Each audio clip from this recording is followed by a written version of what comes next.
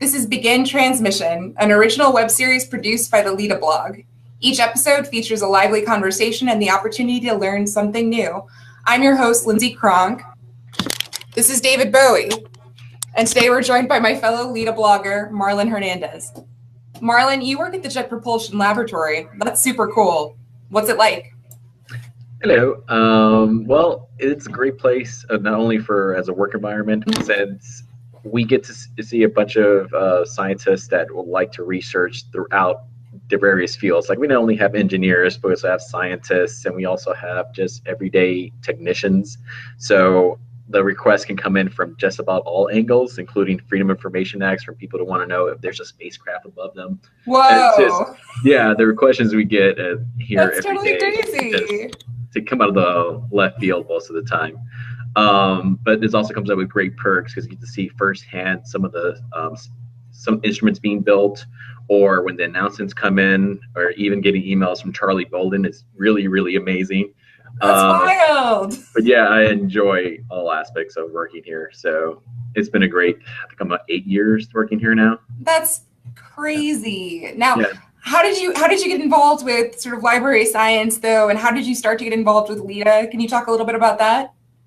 Yeah, so with library science, it kind of came from my background. I started working at a public library for 2.5 years, and we served a large Latino immigrant population. And I'm a Guatemalan immigrant, and I grew up in South Central Los Angeles.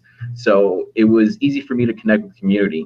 And one of my greatest passions while working there was actually connecting them with technology, get them to use computers, and tell them which websites they need to use, showing them how to translate web pages was like a big breakthrough for them once I showed them that. And so I started seeing how they can engage with the information on their own once they started telling the technology.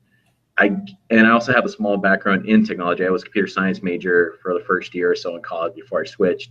But just merging technology and information together for the patrons just really brought me to this forefront where I want to get more involved in library technology once I started going into my career.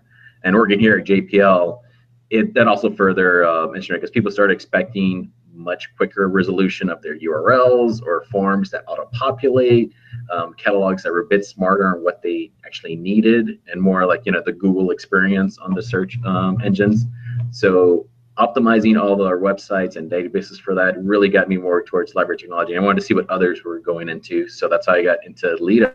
Actually, I started trying to follow their listservs and blogs to see what solutions they were coming up with that could help me at my everyday job. So they've really helped me out. I haven't had a chance to go to the conference just yet, but I hope you get to the forum. It's in my state this year, so you take the opportunity to visit Houston, the Clear Lake area, see your NASA brethren there. Yeah, definitely, and that's what I really want to push. That we get more travel, although since the budget cuts travel here, I heard it was terrible. Reduced so dramatically, where you got to be at a higher range in order to get that. But yeah, I really like to get more involved with LITA as a whole, and also ALA. Definitely, I agree. You talked a little bit about translating websites, sort of the hands-on pieces that you learned while you were at the public library. But in terms of what you're doing now, is there like a technology tool or an app that you use all the time? Something that you'd love to share with our audience? Yeah, I actually have two. So one's more for personal use, because all the latest hacks, my information has been compromised across so many portals, like not only Microsoft, Google, not even Google, Sony. And even at work, NASA, they lost most of my information. So I got really into security of accounts. So I started compartmentalizing them into separate logins for each, and two-factor authentication. So I use LastPass to keep track of all this. And since my work email also has its own accounts that it's linked to, they all have their own complex passwords that I do at least 15 characters for with special. Nice. So I had all these websites, all these passwords, and LastPass just makes it easier to put them into one section. And with their mobile, I can keep it on my phone. And since I have two-factor turned on, I have the only master key to it, or so that's what I like to think. That's great. But the other one is my job is really geared towards more design work. So coming up with posters, coming up with flyers, handouts, website design, all that. So I've started embracing more design programs, although we can't afford InDesign and their monthly fee. I found lucidpress.com, which actually has this great introductory for .edu and also for students, teachers. So I've been using that to making just basic wireframes or coming up with layouts before I take them to another programs. Because it's got this great grid snapping to the line boxes, multiple layers, just basic functions that you need. But that does not offer it on the MS Paint or anything like that. And as much as I love MS Paint, you can't use it all the time. Exactly. There's like a novelty aspect to it that works in some cases, but not everyone. Those are two really good suggestions, Marlon. Is there anything you talked about LastPass, that aspect of the privacy security? I know that that's a very hot topic in librarianship right now. Is there any new technology that particularly excites you in that area or another area? Not really for the privacy, because here we're more of a special library, so we're kind of open our data into our patron information because they want to share that. So we don't really deal with that much of the privacy. But for technology-wise, what really excites me is more like microcomputers, like Raspberry Pi. Yeah, agree. I love having a full-fledged computer at a fraction of the cost that can just be completely modified for what you need.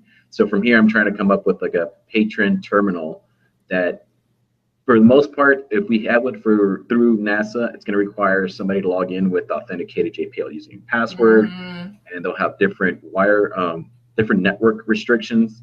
Well, what I'm trying to build is something that's just a public terminal. It doesn't require a login. That's completely in its own little nest. And the Raspberry Pi is only $35 for the latest one. Yeah, we have a 3D printer, so I can print the case, and all I need is a cheap little monitor, and then we'll have it going. And it's just up to me to program it. So that's been more of the interesting part. I do a lot of research into this part. Yeah. But it just seems to be, so cool. As long as you have the time and dedication for it, you can do whatever you want with it. So it's been taking me like 2-3 weeks to vet some of the solutions I found. I'm hoping to roll it out by summer. But the more the costs come down, the better hardware it is. It seems that you can just create your own little devices that have great hardware, as opposed to putting like an obsolete machine that nobody's using as your patron terminal. Yeah. Or you going through a vendor for software, you can just create the simple little code on GitHub and then just pull it down to whenever you need it. Just snag someone else's code too and mod it when you need it. Exactly. I love that part too. I think it's so great. Affordable technology is definitely, it's so exciting right now. It's a really exciting time to be in technology. I would agree. Is there a skill though? You talked a little bit about how you're programming the Raspberry Pi, creating this terminal. Is there a skill that you would encourage, young people, maybe not in library school, but getting into the profession, that you think would be useful for sort of any area getting in? Oh, certainly. Like I would say just basic understanding of programming syntax. Like just starting off with learning something that's more of the easier languages like HTML and PHP, and you get to see how this coding actually works together. It just opens up so many other areas. So like even the command line, or Whitney Watkins, she wrote a great piece on it where it just showing you the basic information on how to access through the how to access more of a power user type of thing for your own computer. But just knowing what the commands are actually led me to get on GitHub a lot easier. Like I saw some of the functions, like, okay, this makes a lot more sense because it's on a command line. And just throughout my program, I just recently got my master's in information science. Congratulations. Thank you. But knowing PHP from work, I was actually able to use that in our MS Access assignments and also our information architecture class assignments. It's just kind of branched off where I just had one little language that I knew pretty well, and then I could just catch on to everything else. So yeah, learning the basics of syntax helped you tremendously throughout it. I agree. I think that's a really good, solid recommendation. Now, as we sort of come to the close of our interview here, Marlon, if someone wanted to learn more about what you do, more about the work you're doing, where would they find you? Should they look for you on GitHub? I know you're on Twitter. Any sort of public-facing pieces you'd like to share with the audience today? Yeah, I've been slow to update it, but I have a personal site at mr-hernandez.com, and that hosts my running blog that I used to maintain when I had free time before the program. It has past projects that I worked both at school and at JPL, and also it contains some of the LITA posts that I've written. So it also has links to any other social media profile that I have. So if people want to contact me on Twitter, Google+, or anything else, I have it linked in there. Sounds great. Marlon, it's been such a pleasure getting to know you a little bit better today. And I look forward to your upcoming blog posts. You have a really interesting perspective. Thanks. I had a lot of fun.